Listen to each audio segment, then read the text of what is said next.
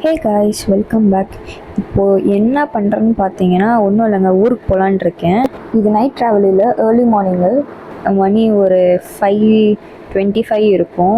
சும்மா கேப் போட்டுருக்கேன். நைட்டில் எதுக்கு கேப் போட்டுருவேன், சும்மா தாங்க போடணும்னு அது ரொம்ப நாள் ஆசை, அதனால் போட்டிருக்கேன். பஸ்ஸுக்காக இப்போ வெயிட் பண்ணிகிட்ருக்கோங்க. அதுவும் ஏர்லி மார்னிங்கில் இந்த பஸ்ஸெல்லாம் பிடிச்சி போகிறதே ஒரு பெரிய டாஸ்க்காக இருக்குது. சரி, இப்போ போயிட்டு பஸ்ஸுக்காக வெயிட் பண்ணுவோம். எங்கள் பாட்டி வேறு என்னை கூட்டிகிட்டு போயிட்டு ட்ரெயின் ஏற்றி விட்றேன்ட்டு சொன்னாங்க. எனக்கு வேறு ட்ரெயினே ஏற தெரியாது. இது வரைக்கும் நான் ட்ரெயினில் தனியாகவும் போனதில்லை. டைம் பாருங்கள், 5:24 ஆச்சு, இன்னும் பஸ்ஸே வரல. A few minutes later. நான் வேறு நைட்டு ஃபுல்லாக சரியாகவே தூங்கலை. ஒரு மணி நேரம் தூங்கியிருப்பேன். சுத்தமாக தூக்கமே வரல. ஒரு இடத்துக்கு வெளியில் போகிறோன்னா நான் தூக்கமே வராதுன்னு பார்த்தீங்களா, ஒரு ஆர்வமாக இருக்கும். அந்த மாதிரி எனக்கு வேறு தூக்கமே வராது. மூணு நல்லா இருக்குல்ல, எனக்கு மூணு பார்க்குறது வந்து ரொம்ப பிடிக்குங்க.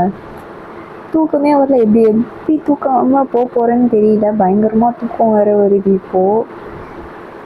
அப்போவே எங்கள் பாட்டி சொன்னாங்க 5:30 மேலே கிளம்பலாண்டி, பஸ்ஸு வந்து லேட்டாக தான் வரும் அப்படின்னு சொன்னாங்க. நான் தான் கேட்கல, எங்கே பஸ்ஸு மிஸ் பண்ணிட்டா ட்ரெயின் மிஸ் ஆகிடுமோன்னு பயந்து வா போகலான்னு கூட்டிகிட்டு வந்துட்டேன். ஆனால் பஸ்ஸு பார்த்தீங்கன்னா 5:50க்கு தான் வந்துச்சு.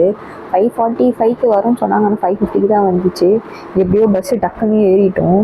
ட்ரெயின் பார்த்தீங்கன்னா 6:20க்கெலாம் கரெக்டாக வந்துடும், எடுத்துருவாங்க அப்படின்னு எங்கள் அம்மா சொன்னாங்க. எங்கள் பாட்டி இல்லை 7 மணிக்கு தான் ட்ரெயின் வரும் அப்படின்னாங்க. நான் வந்து ஆன்லைனில் செக் பண்ணால் 6:20க்கு தான் போட்டுருந்துச்சு. அதுக்கப்புறம் எப்படியோ ட்ரெயின் பிடிச்சிட்டோங்க. ஜஸ்ட்டு மிஸ்ஸு கரெக்டாக 2 மினிட்ஸில் கரெக்டாக ட்ரெயின் எடுத்துட்டாங்க. எங்கள் பாட்டி வேறு ட்ரெயினில் சாப்பிட்ற ஃபுட்டு நல்லா இருக்கான்னு பார்சல் பண்ணி கொடுத்தாங்க. ட்ரெயினில் வேறு சரியான ரஷ்ஷு. இந்த சீட்டில் உட்காரத்துக்கே கஷ்டப்பட்டு சண்டைலாம் போட்டாங்க எங்கள் பாட்டி. ஏன்னா சீட்லாம் கொடுக்க முடியாது அப்படின்ட்டு ரொம்ப செல்ஃபிஷாக பிஹேவ் பண்ணாங்க. சீட்டில் பார்த்தீங்கன்னா 4 பேர் உட்காரலாம். 3 பேர் வந்து பெரியவங்க உட்காந்தாங்க, ஒரே ஒரு சின்ன பையன் உட்காந்துட்டு இருந்தான். அவங்க என்ன பண்ணாங்க, எங்கள் பாட்டி கொஞ்சம் தள்ளி உட்காருங்க, சின்ன பையன் தானே, நான் வேறு ஒல்லியாக தான் இருக்கேன், அதனால் உட்கார வச்சுக்கோங்கன்னு சொன்னதுக்கு அவங்க அதெல்லாம் முடியாது அப்படின்ட்டு கத்துறாங்க. இவ்வளோ செல்ஃபிஷாக இருக்கவங்க புக் பண்ணிவிட்டு நல்லா ஸ்லீப்பிங் கோச்சில் போகலாம், எதுக்கு இதில் வராங்கன்னு தெரியல. நான் நைட்லாம் சரியாக தூங்கலைங்க, 1 மணி நேரம் தான் தூங்கியிருப்பேன். ஆனால் ட்ரெயினில் கொஞ்சம் நேரம் தூங்கிட்டேன். திடீர்னு எழுந்து பார்த்தா யாரா இதுன்னு பார்த்தா பக்கத்தில் ஒரு பொண்ணு ஷோல்டரில் சாஞ்சி தூங்கிட்டு இருந்தா, அதனால் எழுந்துட்டேன். எப்படியோ ஒரு வழியாக எங்கள் ஊருக்கு வந்து சேர்ந்துட்டேங்க. கூகுள் மேப் மட்டும் இல்லைன்னா அவ்வளோதான் போல் இருக்கு இந்த பிளேஸ்லாம் தெரியாமல் போடுறதுக்கு. ஏன்னா பக்கத்தில் உட்காந்துங்க எல்லாம் அவ்வளோ வன்முறையில் இருக்காங்க, சண்டை போடுறதே ஒரு குறியாக வச்சுன்னு இருக்காங்க. கையில் வேற ஒரு தூக்கு ஒன்று கொடுத்து அனுப்பிச்சிட்டாங்க. தூக்கில் என்னடா பிரியாணியா அப்படின்னு கேட்டால் பிரியாணிலாம் இல்லை. அந்த தூக்குக்குள்ளே ஒரு குட்டி டிஃபன் பாக்ஸ் இருக்குது. அதில் என்ன இருக்குதுன்னா தோசை கொடுத்து அனுப்பிச்சாங்க காலையில் சாப்பிட சொல்லி.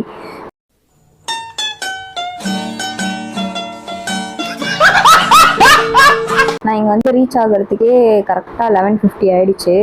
அந்த தோசையை கொஞ்சம் சாப்பிட்டுட்டு மயக்கம் வர மாதிரி ஆயிடுச்சு, அதனால அதை சாப்பிட்டுட்டு கிளம்பிட்டேன். ஏன்னா வேலூரில் இறங்கின உடனே அப்படியே ஒரு மாதிரி இருக்குங்க, சரியான அனல். பஸ்ஸுலலாம் சுத்தமாக உட்கார முடியல. அங்கேருந்து ஒரு 2 மினிட்ஸ் கூட ஆயிருக்காது, வேர்த்து ஊற்றி தள்ளுன்னு தள்ளுதுங்க. வெயில் கொஞ்சமா அடிக்குது, எப்பா மனசுல கொல்லுது. நடக்க முடியுதா, கொண்டாட முடியுதா? ஃபேன் போட்ட தீ தான் வருது ஃபேன்ல இருந்து. டேய், என்னடா இது வேலூர்ல இப்படி வெயில் அடிக்குது அப்படின்னு போட்டிருந்தாங்க. நான் என்னடா இவ்வளோ வெயில் அடிக்குது அப்படின்னு இருந்துச்சு எனக்கு. லாஸ்ட் இயர் நான் காலேஜ் போக சொல்ல கூட எனக்கு இவ்வளோ வெயில் தெரியலங்க. எனக்கு அவ்வளோவா எனக்கு தெரியல. ஆனால் இந்த தடவை சுத்தமாக முடியலங்க, சரியான வெயில், தாங்க முடியல, அந்த அளவுக்கு இருக்கு. கோயம்புத்தூர்லேயே மூடிட்டு இருந்திருக்கலாம் போல இருக்குது, எதுக்கு இந்த ஊருக்கு வந்தனோன்ற மாதிரி ஆயிடுச்சு. சரியான வெயில். எப்படிதான் நீங்களாம் சர்வைவ் பண்ணீங்கன்னு தெரியல. எப்படியோ வந்து ரீச் ஆகிட்டாங்க. ஊராயா இது, பாலைவனம் டெசர்ட்டு. ஏசி மட்டும் இல்லைன்னா சர்வைவே பண்ண முடியாதுங்க. நல்ல வேலை நான் மட்டும் கிரேட் எஸ்கேப்பு கோயம்புத்தூரில் இருந்தேன் சம்மர் டைமில், அதனால் எனக்கு அங்கே அவ்வளோவா தெரியல. வேலூர் பீப்புள் ரொம்ப ரொம்ப பாவம்யா. எப்படிதான் நீங்களாம் இந்த ஊரில் சர்வே பண்ணீங்கன்னு தெரியல. சத்தியமாக என்னால் முடியல. வந்த ஒரு கொஞ்ச நேரம் கூட ஆயிருக்காது, சுத்தமாக முடியலங்க. ஓகே, இதோட நான் இந்த வீடியோ முடிச்சுக்கிறேன். அடுத்த வீடியோவில் பார்க்கலாம். அது வரைக்கும் பாய்.